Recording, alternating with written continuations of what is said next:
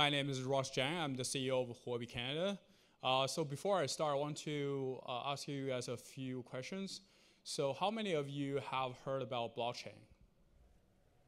Wow, that's impressive. It's better than last time I had it with the TechTO. How many of you have heard about Bitcoin? Okay, awesome. How many of you actually own Bitcoin? Okay, that's disappointing. And how many of you actually trade Bitcoin? Okay, that's even more disappointing. Okay, so I'll get started. So because it's my first time to FintechTO, I want to link my personal story to how I get involved into the fintech industry and how I see myself go above and beyond, and hopefully that will inspire all of you. So I just want to talk about a bit about what Huobi Canada is doing. So Huobi is the world's third largest crypto exchange. So we support actually over 200 trading pairs. So we have operations globally. Right now we have over 1,000 employees. And this year we came to the Canadian market. And for myself, so I started my career as a developer actually. So how many of you are developers? Okay, nice. And how many of you are like traditional finance guys that happen to work in the tech industry? Okay, great. Yeah, so I started my career as a developer at Oracle in China, and then I got my master's degree from Western in Canada, and then went to CIBC and Ontario Teachers Plan. So before I joined Huobi Canada, so I worked for Canada Pension Plan Investment Board. So because I have education from both countries, from both China and Canada, and I work for both countries as well. So that's why actually I want to bring the global perspective to Huobi Canada, and I believe Canada is such a a multicultural country that's that's a mix of different cultures. So actually that's why I chose Canada to study abroad. So of course I started my career as a developer, the pure developer, dealing with all those SQL statements, Java, coding every day. And I was actually working on the Oracle e-business suite, so which is an enterprise resource planning system.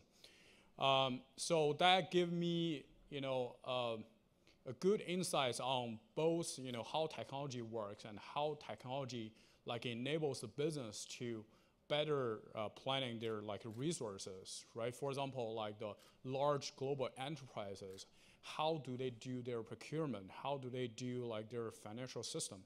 So I learned both the technology and also the business knowledge from there. And then I moved to Canada to get my master's in computer science from Western. So as you all know, Western is a party school, okay? So, and also it's a business school. So although I studied computer science there, I learned a lot about the business knowledge, right? So I can put myself into the business clubs. There's a few case studies with some other people. So actually that's kind of my personal interest. I just want to know what drives what's the usage of my technology, right? If I'm the developer, I want to know what's my stuff getting used. So that's how I gradually gain the interest on the business side. And a funny thing about my story is I was joking with my friend. So when I first came to Canada, I only had these two brief cases, right? So, and then after I graduated, I moved to I moved to different places in London, Ontario. So I can use a supermarket shopping cart to move my stuff around. And when I left Western, I basically I could use that little one to to bring my stuff over. So that's kind of like how I grow, and how like a new immigrant like grew like in Canada. And then I started in a small company that's doing the wealth management software. So I was also a developer, work on the coding every day. However, then that gives more like that gives me more insights on what are the how to manage like individual wealth, right? How to manage the high net worth individuals' wealth. So they have like the mutual fund dealers, they have like investment managers. So that's how I got interested in the in the investment. And then I moved to CIBC again as a developer. Again, interested in the retail banking business. So that's how I knew like how the retail banking works. And then I kind of like moved to the the FX market. I gained some knowledge in the FX. And then I teachers. Finally, I had the opportunity to know more about the capital markets, right? So if you look at the past, I kind of got every bit of the whole financial industry, from the wealth management, from the retail banking, like retail market. Now it's a capital market. And then finally, when I was at Canada Pension Plan Investment Board, so I was at a department called the Total Portfolio Management. So that basically gave me the full picture, from the strategic asset allocation to risk to asset management to everything. And then I got interested into the Bitcoin. I think Bitcoin fundamentally solves two problems. One is the trust problem that we have in the financial industry, and then it's the transfer of the value, right? If we compare with the internet, then the internet doesn't really transfer the value, it transfers the data. But actually, the blockchain technology, the Bitcoin actually solved the transfer of the value problem. So that's why I left the CPP and I joined Huobi, and then I started the Canadian operations. So to me, that's that's totally like a new, like to start a business. It's so different than all the companies I worked with before. So and I survived. So I built a team. I built our business here. I have the local operations. So some like just brief advice for you guys. One is if you want to be like in the fintech, you need to at least understand like how to code, and then you need to understand the financial knowledge, right? No matter whether you are developers, you are like a traditional finance guy, you need to understand the business knowledge.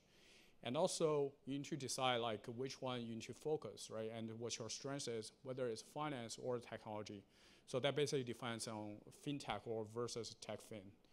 And then you need to have the global perspective to look at, the fintech industry, around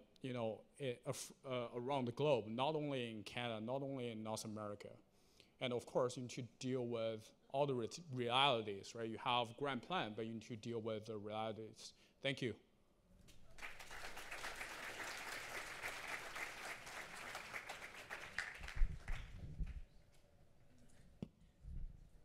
Yeah, we're going to take a few questions from someone bringing a current cryptocurrency exchange to Canada. So I assume you guys have some cutting questions.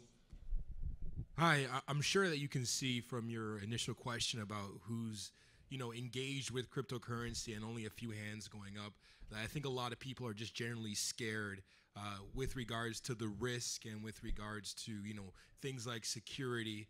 And you mentioned that you were a bit disappointed by not a lot of people being engaged with cryptocurrency. Yeah. What would you say, or what advice would you give people to let them know that they should be involved in cryptocurrency? Like, what could you say to lessen my fear of losing my money? Okay, yeah. So that's a good question. If you look at the Bitcoin price, right? So the price went to peak at the end of last year and the beginning of this year, right? And some people like may may lose money because they probably bought high. But if you look at the long term, like Bitcoin has been around for a while, and their price goes up and down. But like in the long term, most of the people compare the Bitcoin market with the gold market, right? So it has a store values, right? So if you compare the market cap, so the Bitcoin price will still go up. And also at the same time, people like need to understand the value of like the Bitcoin and blockchain, right? So it can make the financial system much more efficient than before. So you can see it as a utility or as a global currency. So in that terms, then then that has the tremendous value, right? So as long as you understand the value behind like either Bitcoin or Ethereum or other cryptocurrencies, then you can make your own investment decision. But as this is not an investment advice. Okay, just yeah, just a disclaimer. Yeah.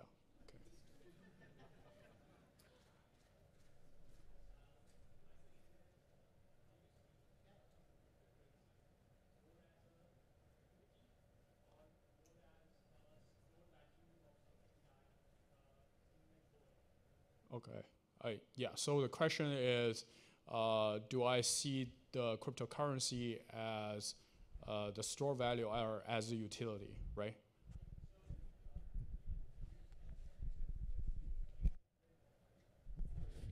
Here's Mike. Behind you, buddy.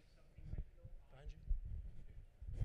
So, would you use cryptocurrency as something like money through which I can buy and sell stuff?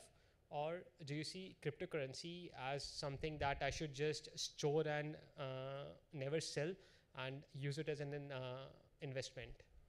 Okay, so I think it has both sides, right? So actually that's a question asked by a lot of regulators, right? So because there's so many cryptocurrencies, right? So for example, we have Bitcoin, we have Ethereum, we have Bitcoin Cash, Litecoin, we have EOS, right?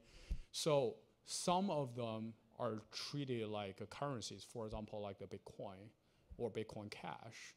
And some of them are treated like utility tokens, right? So for example, for example, the EOS or like Ethereum, you can see it as a utility token. And for some of them, actually, for some of the tokens that's in the future, there will be a huge market for the security tokens as well. There will be like more securities that will be tokenized. So it really depends on what cryptocurrency you are talking about. But like in summary, like no matter whether it's a currency or whether it's utility token or whether it's a security token, so all of them will make the financial, like the transfer of the value much more efficient. Especially, if you look at the smart contracts, right? So if you're looking at the settlement problem that we have at the back office today, that can be resolved by the smart contract. And you need to use like something like Ethereum to facilitate that settlement. Then, because that value exists, so you can look at the price will go up, and of course you have the long-term investors and the speculators, right? They view like differently. It definitely has some like investment values. Yeah. Yeah. Okay, so hey, I'm Akir. I am in the blockchain space as well, and welcome to Toronto. So my question is, since a lot of people here don't own cryptocurrency or don't really know like what it is or whatever, one of the biggest risks to cryptocurrency is the security.